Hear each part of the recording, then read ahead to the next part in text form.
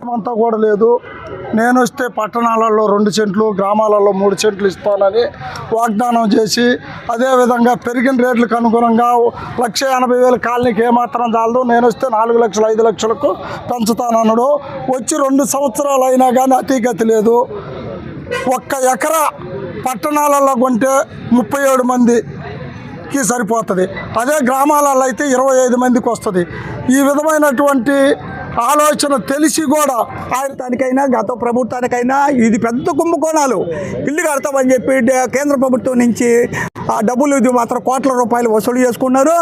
వాళ్ళు మాత్రం cement తోలుతున్నారు. Cement సగం ఏఈ నూక్కోబోతాడు, సగం డిఈ నూక్కోబోతాడు, సగం ఎస్సీ నూక్కోబోతాడు.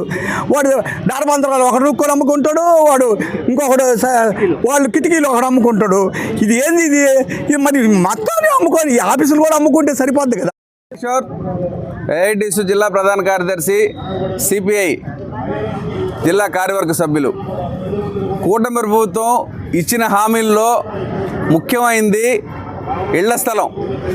ప్రతి మనిషికి కష్టపడిన తర్వాత సేద తీర్చుకోవడానికి ఇల్లు అనేది ఒక కళ, ప్రతి ఒక్కళ్ళకి. కానీ ఈ ప్రభుత్వం వచ్చినప్పటి నుంచి ఈ రోజు వరకు దాదాపు 2 సంవత్సరాలు పూర్తవుతున్నప్పటికి కూడా ఇంటి స్థలాలు ఎవరికి ఈ రోజు కూడా ఇవ్వలేదు. హామీని ఇట్లాగే 5 సంవత్సరాలు నెట్టేస్తారా అని కూడా అడుగుతూ ఉన్నాం. కూటమి ప్రభుత్వం ఆల్రెడీ వసంతాలు, బ్రహ్మోత్సవాలు